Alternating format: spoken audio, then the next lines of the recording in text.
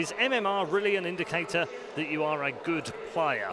Yep, Oh, it is. Jesus. If your MMR's not good and you're like, oh, I'm in the trench. Newsflash, you're not good. Glad I didn't have to be the one to say that. Thank you, Peter. I don't mind being the bad guy from time to time. No. It's because you actually have some you are actually an authority on the figure. You can actually say whether or not good or bad. We say it and people are just like, oh, but you don't really know. I'm sure you guys have decent MMR.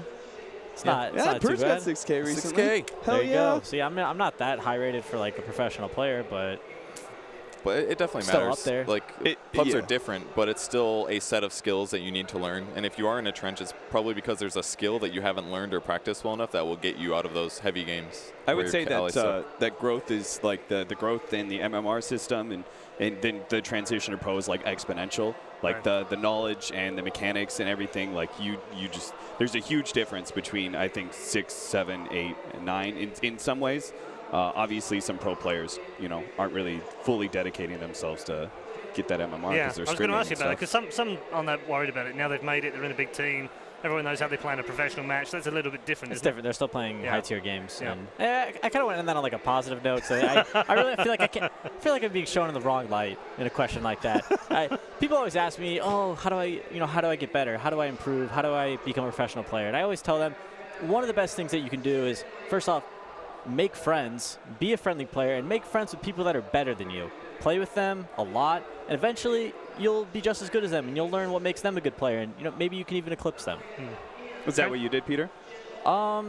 Like your transition from Han to Dota? I grew up playing with my best friend Ben, and he was always better than me at video games. And I told him when I started playing, I started taking things seriously. He was always just like, he took it casually, but he was still better than me. I was like, oh, you should try and be pro with me. And I can guarantee if he would have stuck with it, he would have been better than me, which is crazy. He gave up so much. Yeah, he did. No, he's happy. Little did he know. He could have gone off and won $1 million at CI. Just playing with people that are better than you, you'll learn so much. It's a really hard. It's kind of hard to learn new things in Dota. You have to experience it, right? You feel like you're bashing your head up against a wall a lot of times, especially in MMR. It's very frustrating. It's also easy to watch pro player streams and be like, man, Dota looks so easy because I can make all the right choices. That's the biggest thing. Pro games but if it was you would have taken the wrong path 6 times leading to where those pro players are. Yeah, I think that grinding MMR does have a serious effect, but then at least I felt when we were able to play on veggies and stuff, it was such a fantastic learning experience because then we're put into that mindset, and you're playing with people that are better than you, and you're playing against people that are really good. Relatively. Yeah. No, of course. It's a much better learning experience. You can't just watch that sort of thing. I think you really do have to put yourself, you'll never be able to put yourself inside the head of that player until you're actually going through it. So and that's also inevitably a reason why we see certain regions jump up so much better when they start playing international lands. They're playing against other people who are much better than them. It's a learning process. Okay. Next one, how hard is the transition from a pub star to a pro player nowadays? Peter, I think you should take the lead on that one. You've had a couple of them. You've certainly got one of the best in the world in your team right now. I don't know if I'm the best person to answer that question. I feel like we got to talk to Sumail, we got to talk to Miracle or SEC or one of these guys. But all right, let me turn the question on you a little bit. What made you guys take Sumail? No one else wanted to play with us.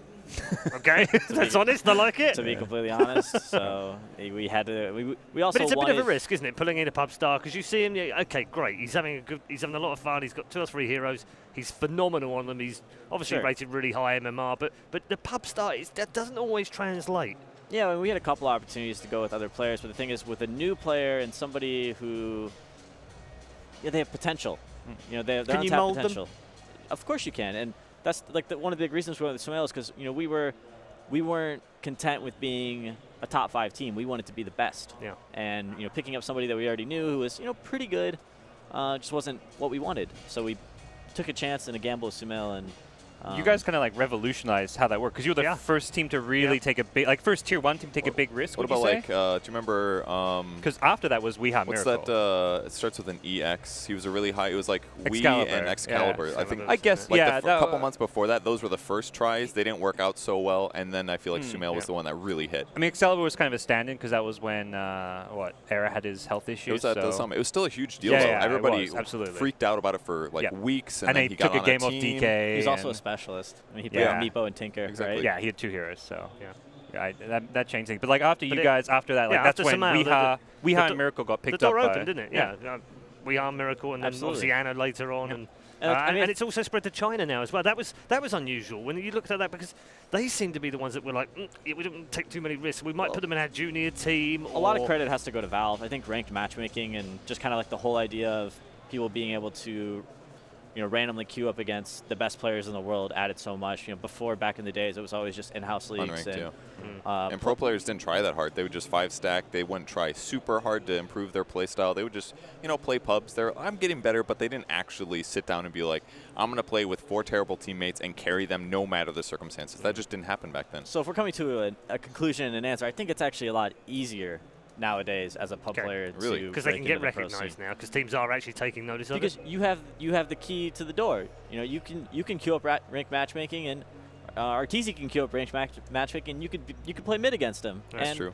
You can beat him. I would say the barrier of entry, though, is just there's so many good players currently that you have to, if you're a fresh Dota player, less than 2 years of game experience, you have to be insanely talented to catch up and surpass them in some ways. So yeah, but I think that's the hard part. In any kind of thing where there's talent and unique skill involved, finding like the pathway to get there is so hard to do. And we've seen so many players do it now. It's like, oh, you play ranked matchmaking, you get in like the top 10, you're going to get picked up. Somebody's going to give you a chance. And that's an amazing opportunity that is right there in front of everyone. Valve kind of removed like the luck factor, like finding like the right opportunity and luck to get noticed. Like, because it used to be a big part where there's less timing, there's less circumstance. Just play a lot of pubs, really focus, and try to get good.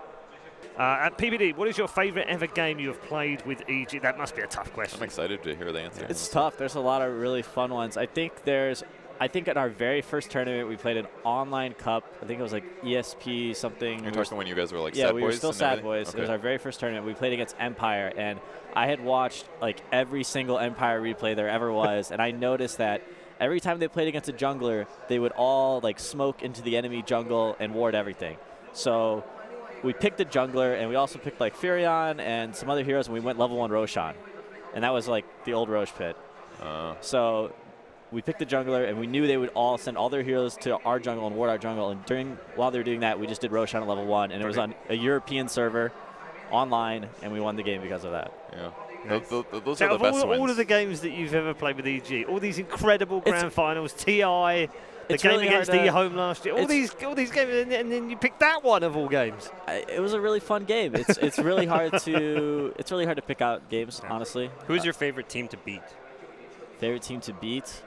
Well, I would say last DAC beating Team Secret. Yeah. That was unbelievable. There was so much like drama there and everything, and it just made the win mean that much more. When we won that series 2-0, we were so ecstatic. Like we felt like we'd won the tournament already. Right.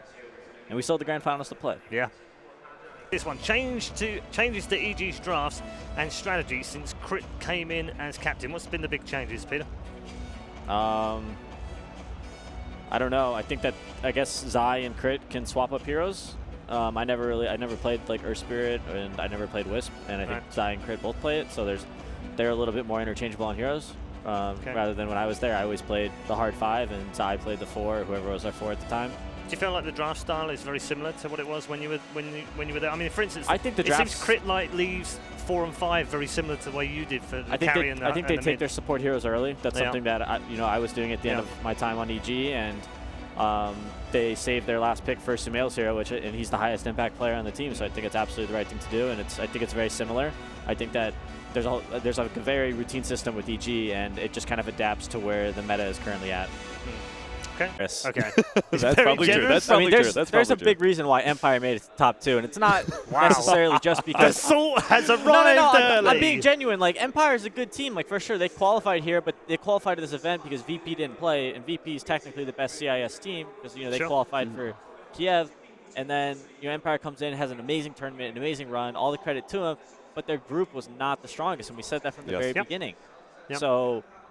And then we see OG pick heroes like Arc Warden, for example. Yes. You could say like, oh my God, they're geniuses. They're so. Oh come on, they're so past the meta. Arc Warden is something else, but there's consistency to Visage. You have to give it that. I'm just saying. Arc Warden was a misclick. They're an amazing team. Yeah. And it's very easy to make your drafts look incredible when you're a good team. That's what people gave me so much credit when I was drafting. I could lose the draft and still win the game, and people would be like, "Oh, that was a smart draft. That was genius draft." That niche pick was perfect for the situation."